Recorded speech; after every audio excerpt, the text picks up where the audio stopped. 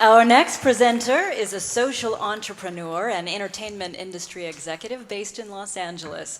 He's the creator of Project Peace on Earth, LLC, and is also busy at work with multiple business, production, consulting, and startup endeavors. Ladies and gentlemen, Steve Robertson. I also produce and carry my own mic with me. So thank you, and I'd like to begin, if I could, by thanking Peter Joseph and Charlene and Jason and all of the production staff here, all the volunteers. It's a Herculean task to pull off one of these events, so please, if you would, again, just join me in a quick round of applause.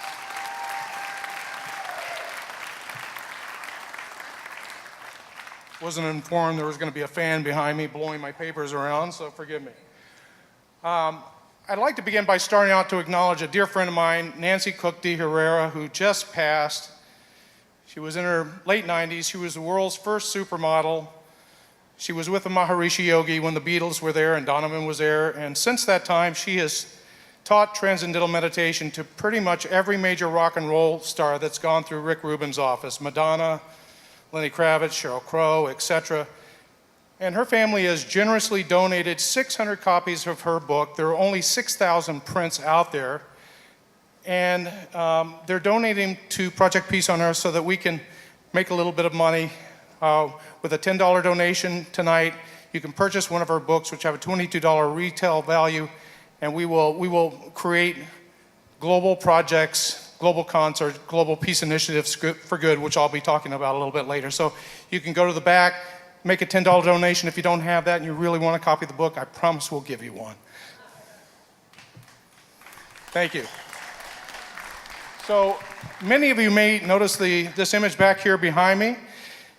In 2011, we did our first peace initiative.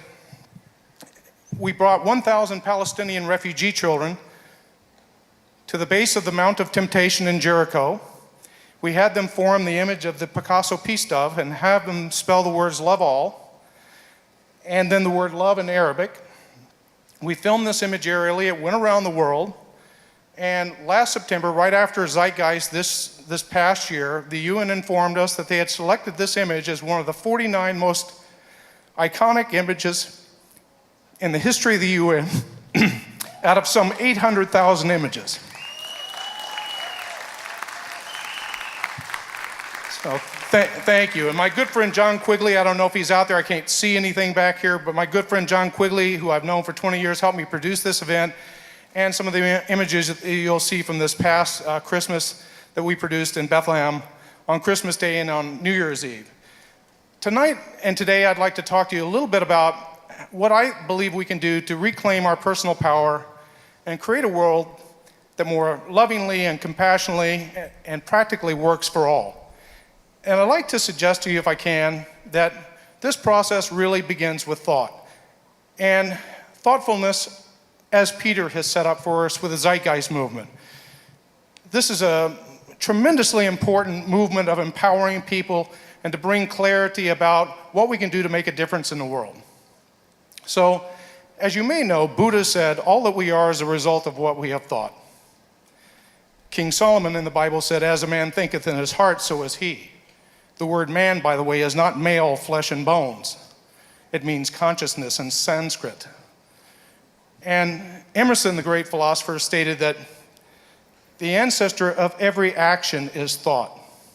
So if you would just quickly indulge me, look around the room without the exception of any other person or a plant or dog or animal that may have been brought in. Just pick one item that was not first a thought in someone's imagination. It's quite profound. So if you look at the Jesus figure in the Bible, Jesus said, have I not said, ye are all the sons of God? And he goes on to say, greater things I have done, and even the least among you can do greater than I. And by the way, I don't know how else you interpret this other than I've done this, you can do this, and you can go further than I. If, as he later says, you first find the kingdom of heaven which dwelleth within. And he later says, you cannot enter this kingdom of heaven until ye become as a child. So only in this metaphorical state of innocence, if you will, can we, as it says in Psalms in the Bible, be still and know that I am God. Only then can we know, and God said, let there be light, and that the Word was made flesh and full of grace and dwelt among us. By the way, the word in the Bible actually means primary harmony, and this is why I believe Einstein states that energy and mass are different forms of the same thing. So we know everything is energy, all energy vibrates, all vibration creates sound, and all sound, be it audible or inaudible, creates form. So I'd like to suggest to you that one of the ways that we can really reclaim our power, our co-creative power, is to be very cognizant about what words we choose to both think and speak and create form with. So as an example, if we use words like I have to, I need, I must, etc., words which are based in fear and lack, then the only future reality that we can create as human beings is fear and lack and negativity. If we use words, however, like I choose, I want, I will, I desire, words which proclaim our authentic power as human beings to co-create, then we really do have an opportunity and possibility to show up and create a world from what we really do want as opposed to what we don't want, which is the way most of the time, unfortunately, we create. So with all this in mind, if you'd like to find out a little bit more about this sort of granulation of how our thoughts and words create, there's an article in this month's issue of Whole Person magazine, which is called Speaking Your Reality, and it granulates this in greater detail. So right now what I'd like to do is to show you a quick video clip of what we just produced in Bethlehem on both Christmas Day and New Year's Eve. We were ultimately trying to pull both Palestinians and Israeli to the wall and have them on either side form halves of the peace sign and then film that aerially. The politics and dynamics were so intense we just could not pull it off, but this is what we did do.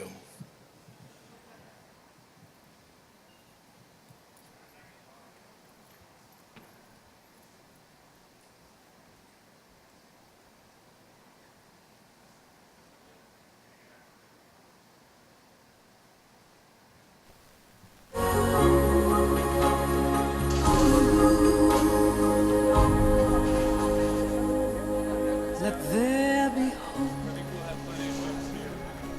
Let there be joy.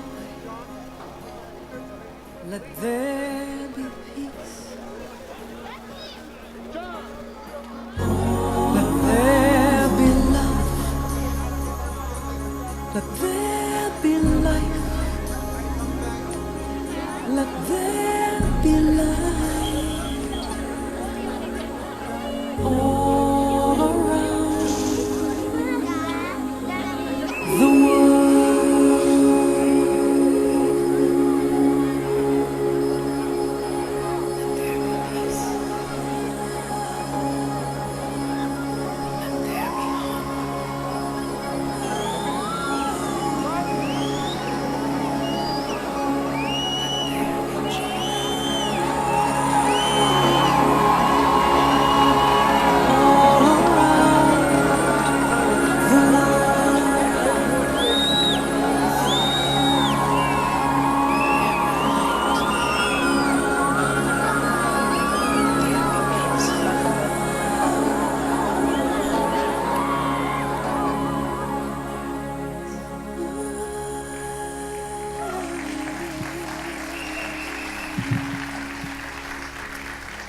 Thank you. Peace is truly possible.